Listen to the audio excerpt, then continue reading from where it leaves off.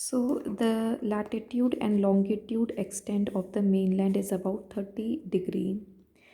तो जैसे हम यहाँ देख रहे हैं, ये जो है लाइन ईस्ट से वेस्ट तक जोड़ने वाली और नॉर्थ से साउथ तक, ये लगभग बराबर है। लेकिन 30 डिग्री होने के बावजूद भी ये हमारा देश जो है, ये लंबाई में ज़्यादा लगता है, चौड़ाई में ही थोड़ा कम दिखाई देता है। So, despite the fact no east-west extent appears to be smaller than the now north-south extent, जबकि इनके बीच में बहुत बड़ा अंतर नहीं है जो डिस्टेंस है। So, from the Gujarat to Arunachal Pradesh, Gujarat to Arunachal Pradesh जो समय है, there is a time lag of 2 hours, यानी कि यहाँ पे अगर 10 बज रहे हैं तो 2 घंटे कम कर दीजिए, उतना टाइम यहाँ पर है। नहीं, उल्टा बोल दिया। यहाँ पे अगर यहाँ पे ये समय आगे है इसके बजाय, तो अगर यहाँ पे 10 बज रहे हैं तो यहाँ पे 12 बज रहे होंगे। लेकिन हम ये बीच की जो मेरिडियन है, मतलब जो इसको ये हिस्सा और इसको बीचों बीच से डिवाइड करती है, जो कि यूपी में पड़ती है जगह मिर्ज़ापुर, इसको हमने इंडिया का स्टैंडर्ड टाइम बनाया हुआ है। तो यहाँ पे जो समय होगा वही समय यहाँ पर भी माना जाएगा, और वही समय यहाँ पे पूरे भारत में वो एक ही टाइम हम मानते हैं। तो इसे हम the standard meridian of India कहते हैं। 82 डिग्री 30 ईस्ट, जो कि मिर्ज़ापुर से पास होती है, यहाँ पे कहीं जो उत्तर प्रदेश में है। तो इसको एक बार यहाँ पढ़ लेते हैं हम।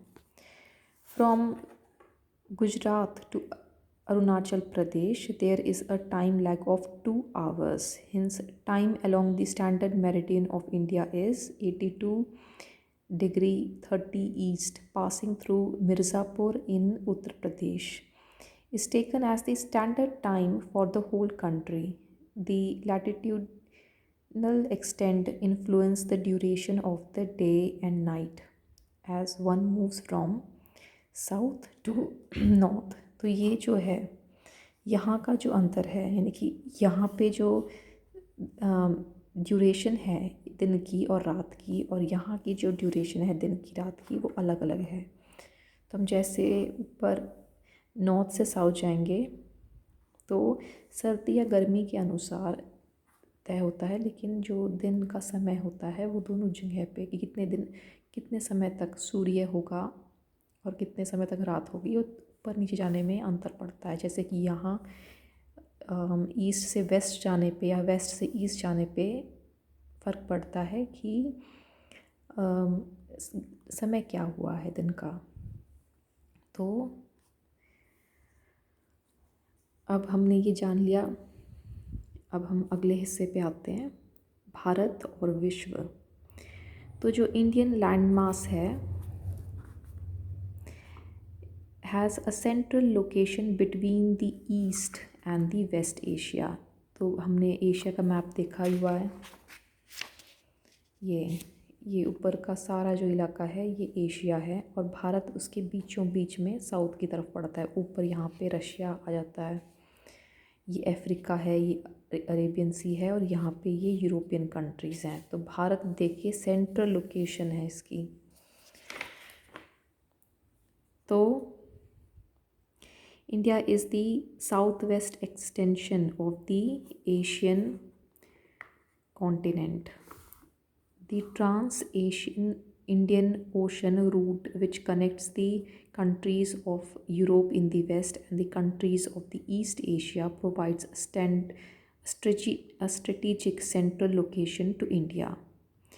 So the Deccan जो peninsula है protrudes protrudes into the Indian Ocean, thus help India to establish close contact with the West Asia, Africa and Europe from the western coast and with the Southeast and East Asia from the eastern coast. तो जो हमारा डेक्कन प्लेटो है, जो कि भारत के जो Indian ocean है, ये इसके क्लोज रिलेशनशिप हैं वेस्ट एशिया से।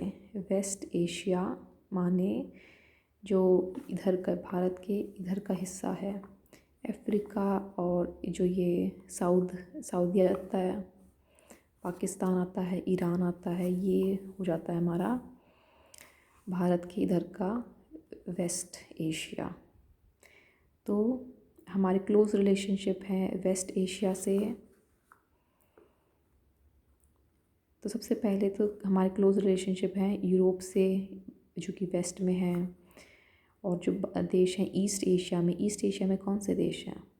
China, Japan, south Korea, north Korea. तो ये सारे देश के साथ, और समुद्र के देश भी नीचे की तरफ, इंडोनेशिया, थाईलैंड, कंबोडिया, म्यांमार, बहुत सारे देश हैं।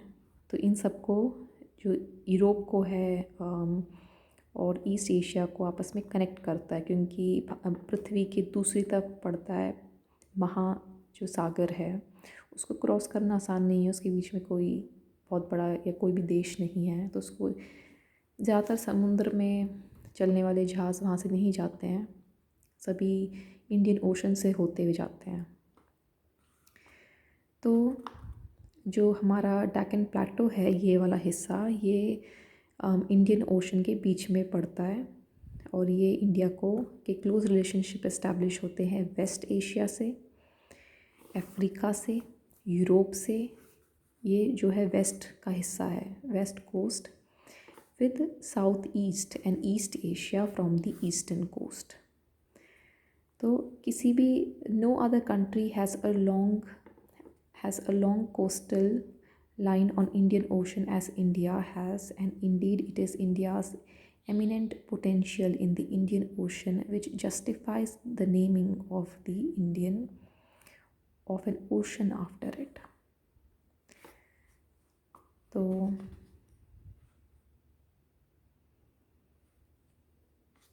ये स्विस कैनाल का मालूम है? ये स्विस कैनाल जो है, ये आर्टिफिशियली बनाई हुई कैनाल है, जो कि ये इधर देख रहे हैं, ये यहाँ पे पड़ती है। तो ये बीच में समुंदर का रास्ता, ये पूरा यहाँ पे एशिया। तो या तो अगर आपको यूरोप जाना है और अमेरिका जाना है, तो या तो अफ्रीका के नीचे से होकर निकलना पड़ेगा, या फिर ये जो है यहाँ पे यूरोप है, उसके बाद अमेरिका जाता है। तो इसने यूरोप की और भारत की जो दूरी है, वो करीबन 7,000 किलोमीटर कम करती है इस कैनाल के बनने से। यहाँ पे स्विस कैनाल। तो आगे बढ़ते हैं।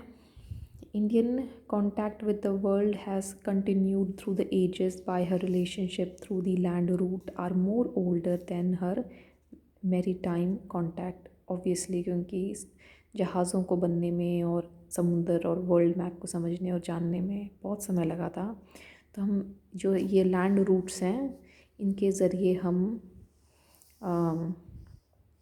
कनेक्ट करते थे बाकी देशों से। तो बहुत सारे पासेस हैं जिनका ज़िक्र बाद में होगा, जो कि हिमालयन माउंटेन के अंदर पड़ते हैं। So the various passes across the mountain in the north have provided passage to the ancient travelers, while the ocean restricted such interaction for a long time. These routes have contributed in the exchange of ideas and commodities since ancient time.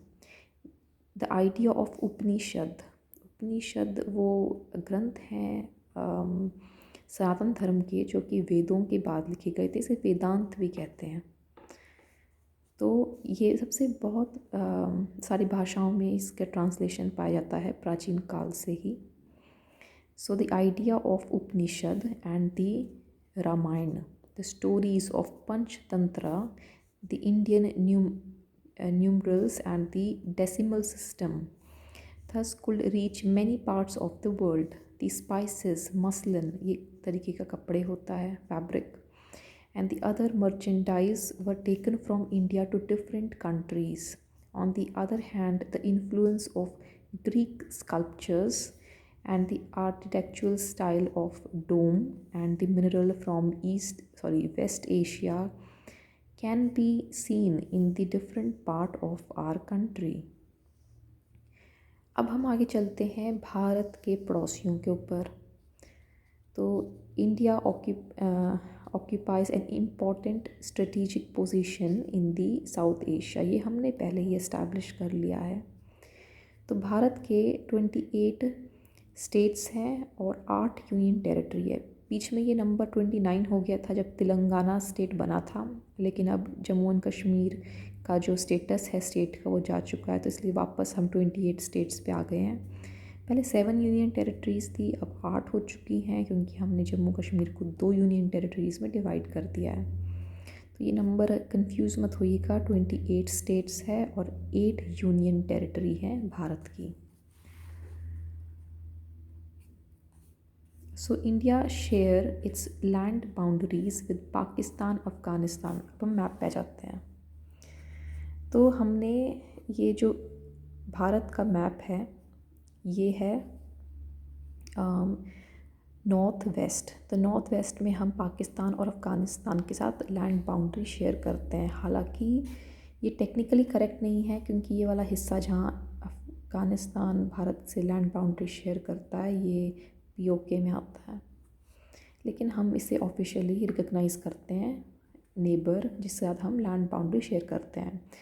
तो north west में Afghanistan, Pakistan, north में China और China का भी खास करके तिब्बत वाला इलाका, नेपाल, एक minute let it focus, Nepal में नॉर्थ, और फिर भूटान।